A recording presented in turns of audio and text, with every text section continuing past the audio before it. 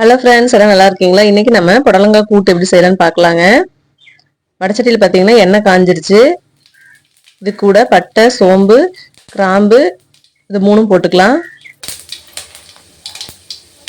சோம்பு நல்லா பொரிஞ்சு வந்ததையும் ஒரு பல்லாரி வெங்காயம் நீள நீளமாக கட் பண்ணி வச்சுருக்கோங்க, அதையும் சேர்த்துக்கலாம். கூட 2 பல் பூண்டு, ஒரு துண்டு இஞ்சி அதுவும் போட்டுக்கலாம். போட்டு நல்லா வணக்கி எடுத்துக்கலாங்க. ஒரே ஒரு தக்காளி போட்டுக்கலாம். ஒரு 4 பச்சை மிளகாய் ஆட் பண்ணிக்கலாம். இப்போ வெங்காயம், தக்காளி எல்லாம் போட்டு நல்லா வணக்கி விட்டுறலாங்க. இந்த புடலங்காய் கூட்டு பார்த்தீங்கன்னா கேரளாவில் வந்து அடிக்கடி செய்வாங்க.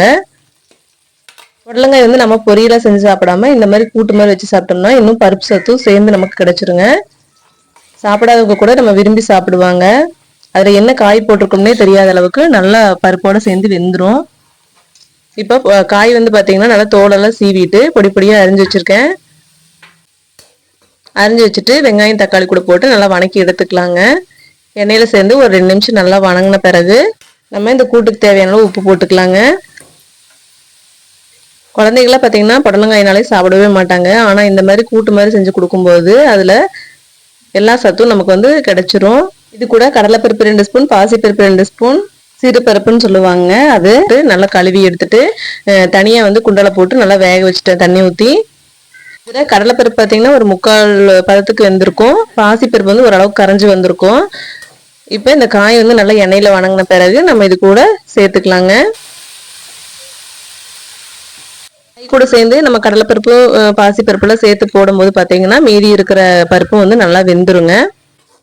இப்போ புடலங்காய்க்குள்ள 2 பருப்பும் சேர்த்தாச்சுங்க. இது வந்து ஒரு 5 நிமிஷம் வெந்தால் போதும். ஏற்கனவே நம்ம பருப்பு வேக வச்சதுனால காயும் வெந்துருச்சு. ஒரு 5 நிமிஷம் நல்லா வேகட்டுங்க. இந்த காய்க்கு வந்து பார்த்தீங்கன்னா பட்டை, சோம்பு போடும்போது இன்னும் நல்லா மணமாகவும் சுவையாகவும் இருக்கும். காய் வந்து நல்லா மூடி வச்சு நல்லா வெந்துருச்சு பாருங்க. இந்த ஸ்டேஜில் ஒரு அரை மூடி தேங்காயும் அது கூட கொஞ்சம் சீரகம், கொஞ்சம் மல்லி, 3ஐயும் போட்டு நல்லா மிக்சியில் அரைச்சி எடுத்தாச்சுங்க. காயும் பருப்பு கூட நம்ம இந்த தேங்காயும், சீரகம், மல்லி 3ஐயும் சேர்த்துக்கலாம். இது கூட நம்ம எந்த மசாலாவும் நம்ம சேர்க்க தேவையில்லைங்க. இது கூட கலர்ஃபுல்லாக இருக்கிறதுக்காக கொஞ்சமாக மஞ்சள் போட்டுக்கலாங்க.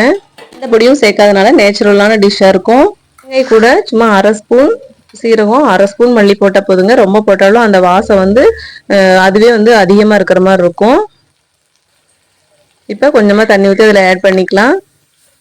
தேங்காயோட காய் சேரும் போது பார்த்தீங்கன்னா ஒரு 2 செகண்ட் இருந்தால் போதும். அடுப்பில் ரொம்ப நேரம் வந்து கொதிக்க தேவையில்லை.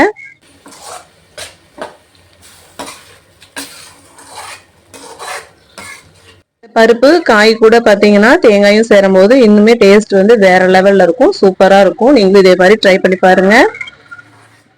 இப்போ நான் வந்து புடலங்காயில தான் கூட்டு செஞ்சுருக்கேங்க. இதே மாதிரி உங்களுக்கு வந்து புடலங்காய், சொரக்காய், வாழைக்காய், முருங்கைக்காய் எல்லாத்துலேயுமே இந்த மாதிரி கூட்டு செய்யலாம். ரொம்ப நல்லாயிருக்கும். எல்லா காயும் ஒன்றா போட்டு மிக்ஸ் பண்ணியும் கூட்டு செய்யலாம். அந்த மாதிரி செய்யும்போது பார்த்தீங்கன்னா எல்லா காயோட சத்தும் நம்ம சாப்பிட்ட மாதிரி ஆயிரும். இதே மாதிரி எல்லா கூட்டுக்குமே பார்த்தீங்கன்னா ஒரே மெத்தடு தான் வரும். காய் மட்டும் நம்ம என்ன விருப்பப்பட்ட காய் வேணா நம்ம அதில் போட்டு வணக்கி எடுத்துக்கலாங்க.